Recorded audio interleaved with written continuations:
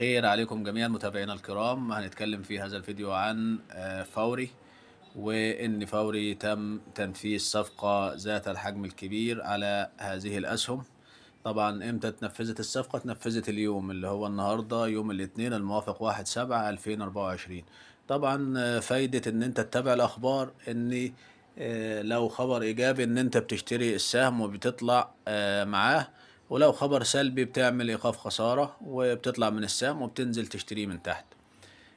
طبعا احنا شفنا اليومين اللي فاتت. يوم الخميس اللي فات كان فوري، كان في ناس اشترت كميات منه، وكان في بعض المحللين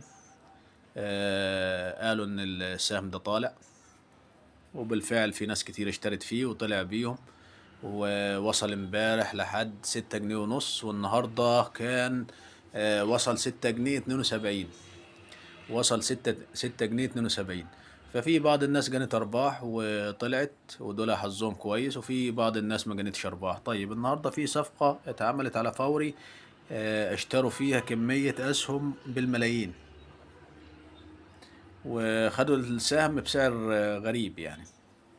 خدوا السهم بسعر 5 جنيه 87 قرش و4 مليم. يعني لو اللي اشترى الأسهم جه بكرة عرضهم للبيع ب6 جنيه هيبقى كسبان. يعني هو السهم النهاردة أغلق تقريبا على 6 جنيه 52، وبعد ما أغلق وقفلت البورصة نزل الخبر ده. طبعا الخبر ده سيء، يعني بالنسبة لنا احنا الخبر ده سيء، أو بالنسبة لأي حد مشتري الخبر ده سيء. ليه؟ لأن اللي اشترى الأسهم دي، كمية الأسهم اللي اشتراها دي اشتراها على 5 جنيه 87. يعني مثلا بكرة لو حب يخسف بالسهم الأرض في ثانية، في ثانية ينزل السهم. تعالوا نشوف تفاصيل الخبر. تنفيذ صفقة ذات الحجم الكبير على أسهم فوري بقيمة 1 مليار و20 ألف جنيه. 20 ألف ولا 200 ألف دي؟ لا مش 20، 200. 1 مليار و200 ألف جنيه. طبعا لو كانت الاتنين قبل الصفر هتبقى طبعا هو اللي كاتبين الخبر كاتبين الأرقام مختصرة عشان محدش يقول إن أنا مش عارف أقرأ الرقم والكلام ده كله. طبعا هو لو كاتبين الاتنين قبل الصفر دي هتبقى مليار و200 مليون. فكده دي مليار و200 ألف. مليار و200 ألف. يبقى الصفقة دي يا شباب دي بمليار و200 ألف. أعلنت البورصة المصرية تنفيذ صفقة ذات الحجم الكبير على أسهم شركة فوري لتكنولوجيا البنوك والمدفوعات الإلكترونية. وقالت البورصة في بيان أن جلسة اليوم الاثنين الموافق 1/7/2024 شهدت تنفيذ صفقات من خلال آلية الصفقات ذات الحجم الكبير على أسهم فوري لعدد 170 مليون و240 ألف سهم بقيمة إجمالية مليار و200 ألف جنيه. يشار إلى أن فوري لتكنولوجيا البنوك. طيب احنا لو قسمنا لو قسمنا لو قسمنا المليار و200 ألف جنيه على 170 مليون و240 ألف سهم هيطلع لنا 5 جنيه 87 و4 مليم. طبعا لو حد عنده رأي تاني يا ريت يكتب لنا في التعليقات. ممكن أنا عادي الخطأ وارد، وممكن أنا يكون غلط في الرقم، فيكتب لنا الرقم الصحيح. يبقى هتقسم 1 مليار و200 ألف جنيه على 170 مليون سهم و240 ألف، هيطلع لك 5 جنيه 87. ده معناه إن سهم فوري بعد انتشار الخبر والناس هتشوف الخبر، سهم فوري ممكن ينزل الأرض. وهينزل الأرض أكتر لو المشتري ده عرض أسهمه للبيع.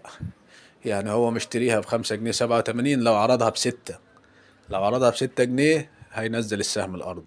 طبعا احنا كلنا اشترينا فيه بأعلى من كده. يعني أنا النهاردة مشتري ب6 جنيه 52، فصاحبنا ده مشتري ب5 جنيه 87. يعني ده لو حط 10 قروش بس وباع الكمية بتاعته يعني على مدار شهر هيطلع له بكم مليار، هيطلع له بكم مليون منها. يشار إلى أن فوري لتكنولوجيا البنوك والمدفوعات الإلكترونية سجلت صافي ربح بلغ 383 مليون جنيه خلال الفترة من يناير حتى مارس، مقابل 142 مليون جنيه خلال الفترة نفسها في 23.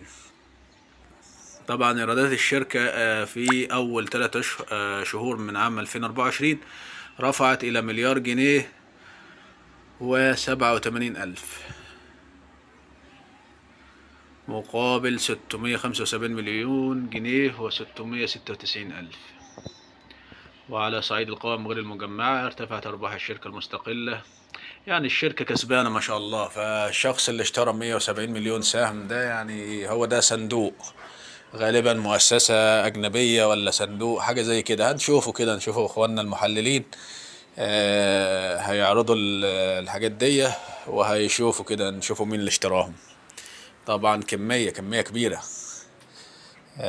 فربنا يستر، ربنا يستر ان شاء الله، وبكرة سهم فوري ما ينزلش. طبعا انا شايف ان اللي هو لو حد كسبان في حاجة يطلع منه. وطبعا ايه يعني براحتك برضه، يعني ما تاخدش كلامي شيء مسلم بيه ان انت تطلع وبعدين السهم يرفع تقول انا خسرت. لا، يعني هو كل واحد بيبقى مسؤول عن قراره. احنا كلنا ايه ناس كبار في العمر وفي العقل ان شاء الله، ومحدش يغصب واحد على ان يعمل قرار مش مقتنع بيه. بس انا في وجهة نظري، يعني في وجهة نظري انا عن نفسي هشوف بكرة، هحاول اطلع منه لان كده الموضوع غير مطمن. وكده يكون انتهى الفيديو الخاص بشركة فوري. لو حد عنده معلومة عايز يفيدنا بيها ويفيد الكل بيها يكتبها في التعليقات، ولو حد عنده سؤال برضو يكتبه في التعليقات. والسلام عليكم ورحمة الله وبركاته.